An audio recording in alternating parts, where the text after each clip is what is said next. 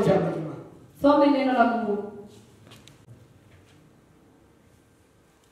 Yohana 17 mrongo wa 3.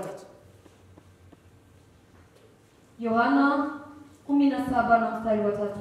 Utumagiza kwa Yohana 17 mrongo wa 3. Injili kama ilivyoandikwa na Yohana 17 na mstari wa 3. Biblia inavuga ngo unibwo bugingo buhoraho ko bakumenya ko ari wowe Mana y'ukuri yonyine bakamenya n'uwo watumye ari we Yesu Kristo. Amen. Amen. Na uzima wa milele ndio huu, wakujue wewe Mungu wa pekee wa kweli na Yesu Kristo uliyemtuma. Amen. Subira. Na uzima wa milele ndio huu. Na uzima wa milele ndio huu. Wakujua wewe Mungu wa pekee wa kweli. Mungu wa pekee wa kweli na Yesu Kristo uliyemtuma.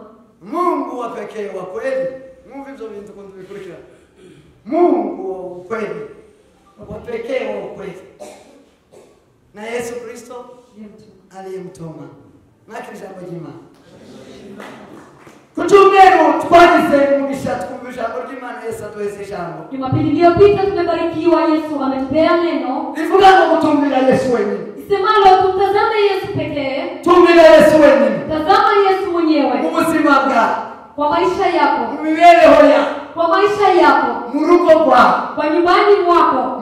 Musuhura na soso. Kwa yeyote ambao unakumbana naye. Tumbira Yesu wewe. Tazama Yesu pekee. Niwe naanza ndio kwise. Yeye ndiye mwanzilishi wa imani. Kandi niuzo kusohoza. Na huyo ndiye atakukamilisha. Niuzo sezeranya. Huyo ndiye anaidia. Niuzo sezeranya, niuzo sohoza. Na pia yeye ndiye anatimiza. Niwe tangiriro. Yeye ndiye mwanzo. Niwe iherezo.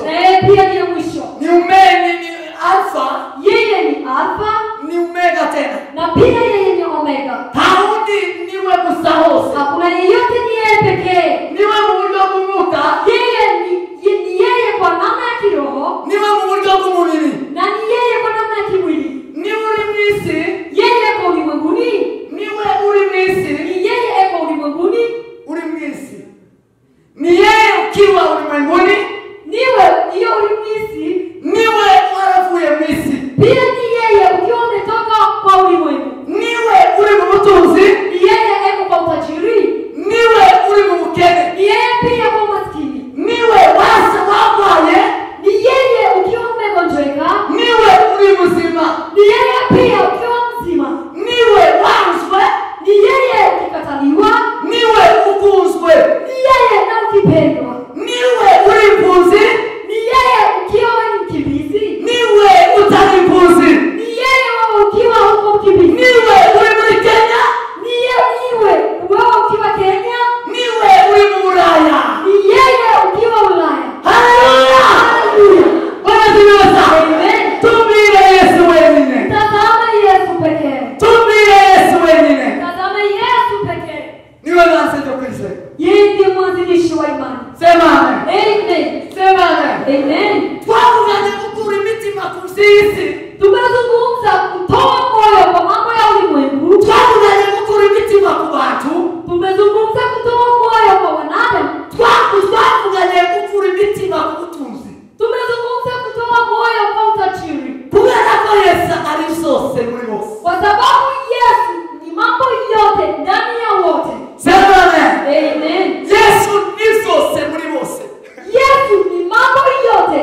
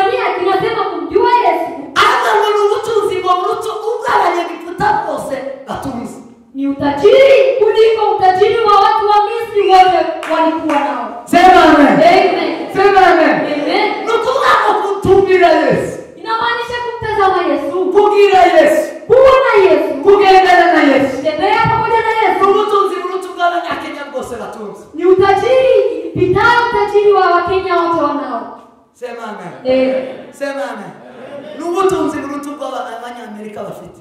Ni utajiri wa nao, utajiri wa Bill Gates Marekani. Sema amen. Amen. Sema amen. Amen. Leo ulimwengu unataka kuambilisha. Kwa hiyo kwa muda huu natamani tuzungumze neno hili. Nani mtoya turangi?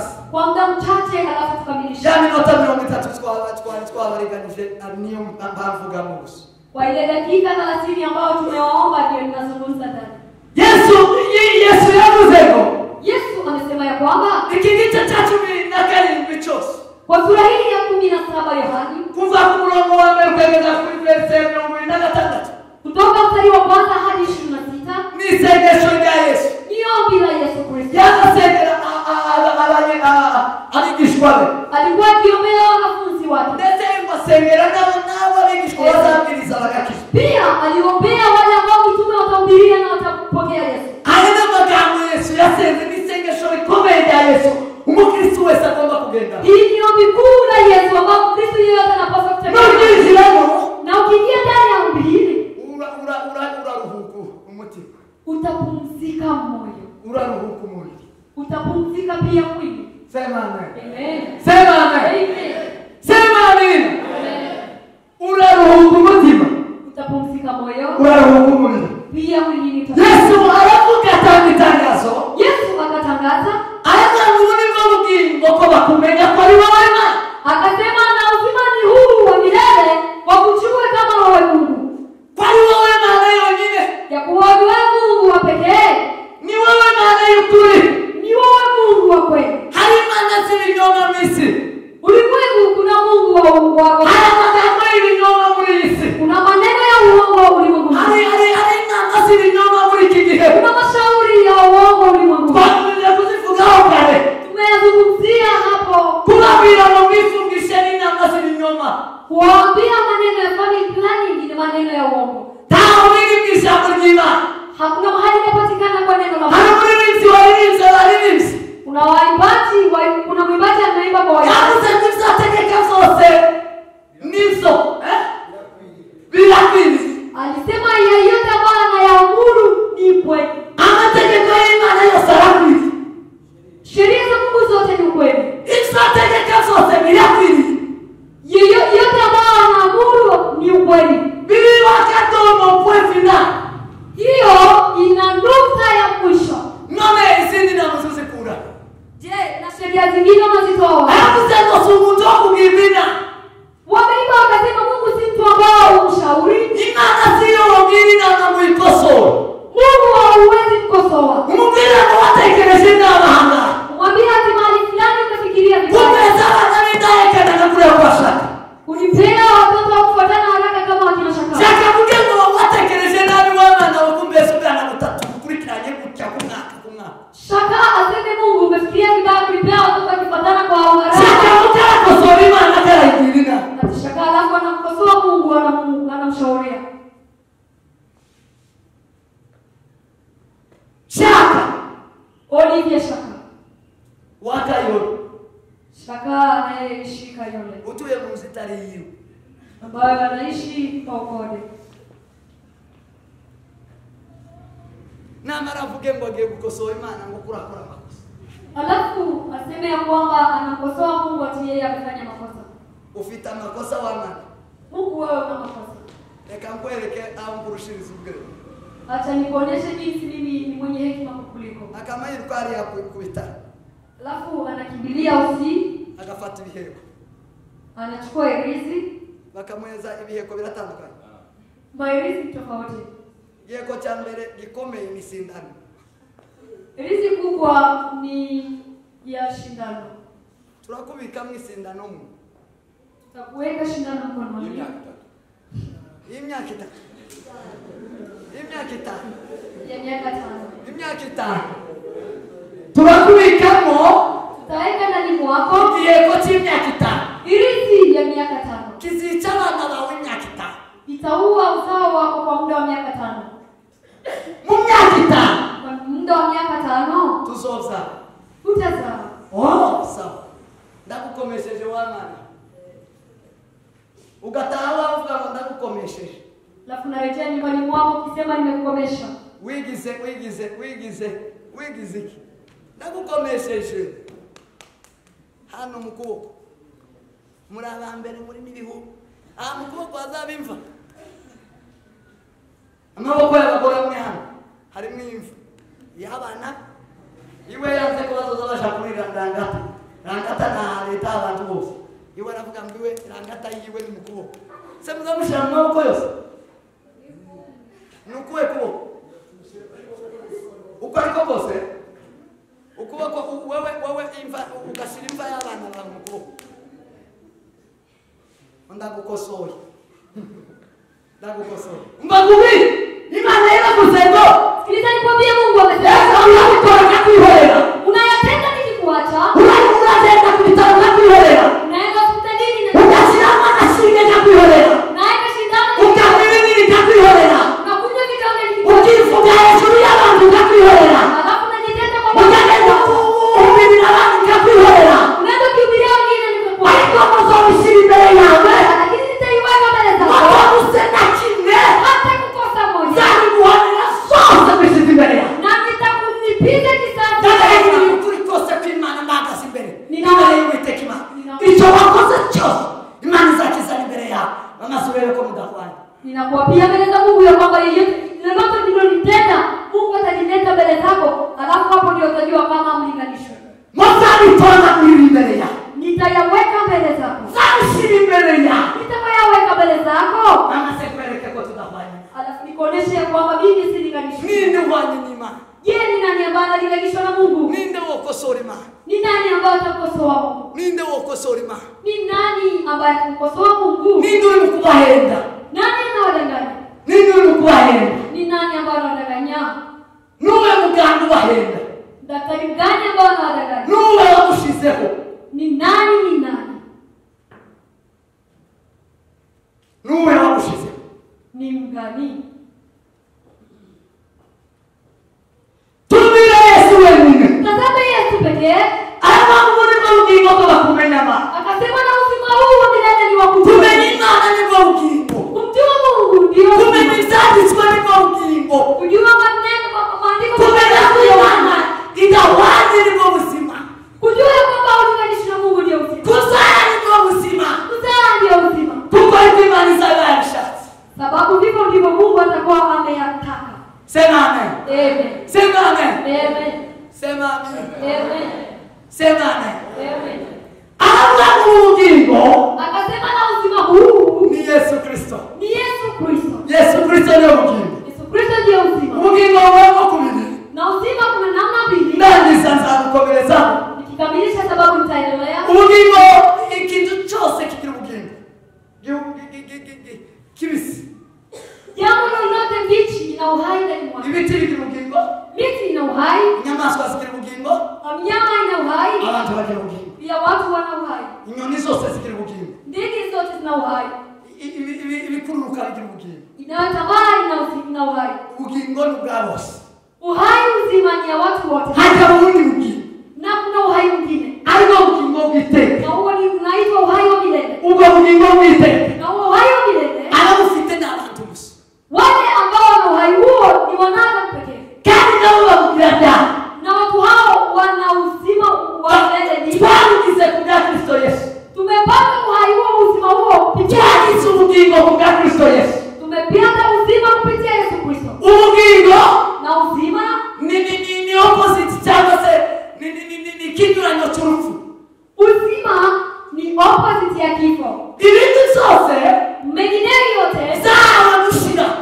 ilipewa kuisha ariko umwana w'umuntu lakini mwanadamu yawe kubaho milele amepewa kuishi milele ubwo bugingo rero kubugira na kuwa na uzima huo ni ukubimenya ni kuyatambua ni ukubimenya ni kuyajua tumenya kufahamu ni ukwiga ni kujifunza kwiga kujifunza ni ukwigana ni kuigana mwingine sema amen amen sema amen amen kugira ngo ubone ubugingo ili upate uzima kugira ngo ugire ubugingo ili upate uzima ni ukwiga abakecuru mwe ni kujifunza musubire mu yindi shuri rudieni kwa shule n'abasore mwe vijana mwabuze amasomo ambao mmetoroka shule mmetoroka mwabuze ubwenge mmetoroka akili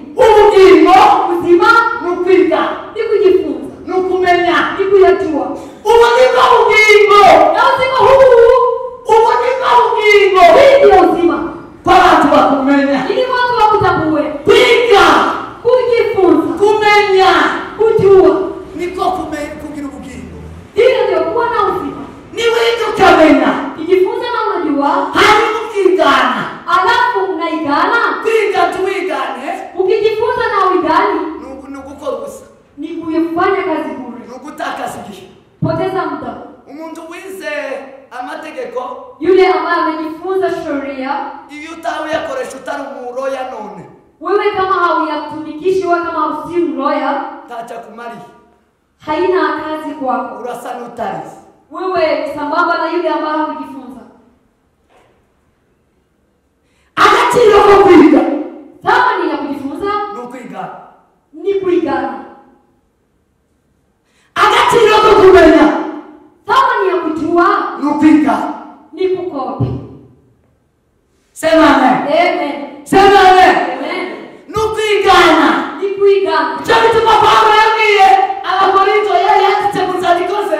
Ndio maana Paulo anaambia Wakorinto Anaambia mungirikire ni mchache. akawaambia na muweke mkuu kwa Kukonaje katika sababu ya Kristo. kama mimi nani nitaweka footstep. Ni munigireo.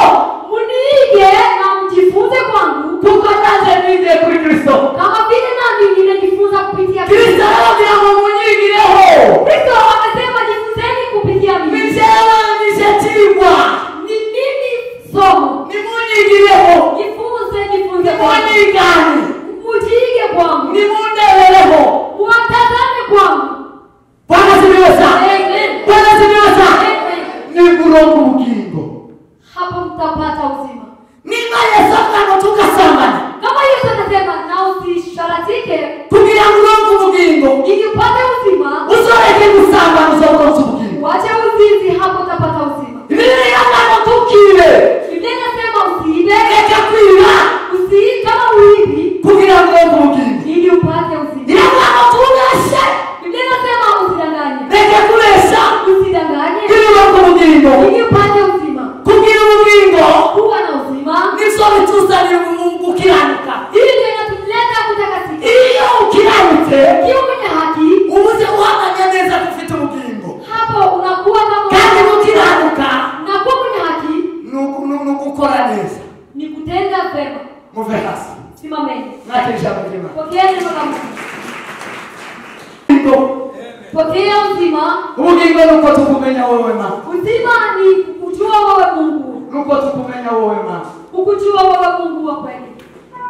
Nuko tukumenya kwa wewe ma leo nyine. Ni ili tukujua wewe Mungu wa pekee. Yesu ushapika.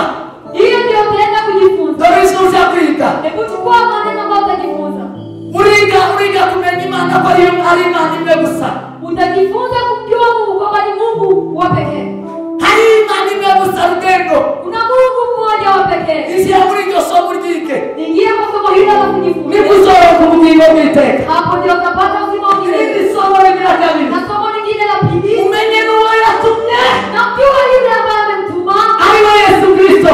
Yesu Kristo. Nimige Yesu Kristo. Jifunzeni Yesu Kristo. Nimumigireho. Na Nimuse nawe. na mfanane naye. Nikuzora ku bugingo bw'iteka. Hapo ndio utapata Hata ubugingo bw'iteka. Hakuna uzima wa milele. Ari urupfu iwawe. Una kifo kwa. Ko ruritugatuka. Kifo ina. Ruri ku muryango. Kifo kwa mlango. Ruri ku muryango. Na pisha kwa mlango. Ruraje rugufate. Itaje ni. Niba udafite kumenya. Kama wao Imana imwe rudendo. Kujua Mungu wa pekee. Nuwo yatumye ariwe Yesu Na Kristo. yule ambaye amemtuma Yesu. Kugira ngo umwizera wese Sababu yule Mungu agapfa asife. ahubwo ahabwa ubugingo Bali bwawe. apewe uzima wa milele. Mana wafashe. Mungu awasaidie. Yesu turagushimiye.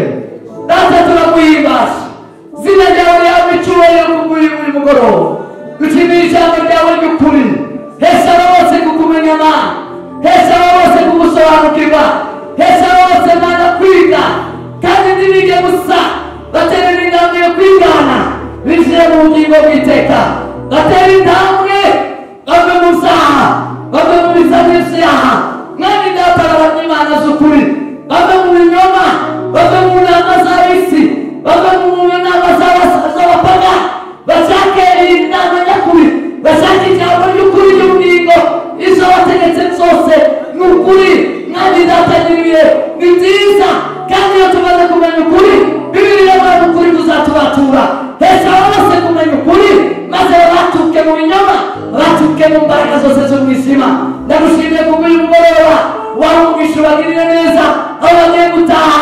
Tangi na buri umwe wese, mugerane amahoro, gasangira imirimo y'amaboko, gasangira ibyo akora zose, uhereye ku munsi w'ejo, mwami data uzogendane nabo, ubahezanire mu tuzi twawe, ubahezanire iyo werekeye, ubamurikishe mu maso yawe, mu maso yawe Mana, umucyo mu maso yawe bamurikire, murikire ibirenge zawe, hezanire imirimo y'amaboko yawe, hezanire imitima yawe.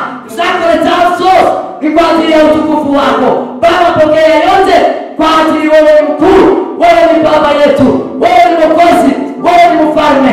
Jina lako litukuzwe kwa ibada hii. Ni katika jina la Yesu ninaomba na kuamini. Amen.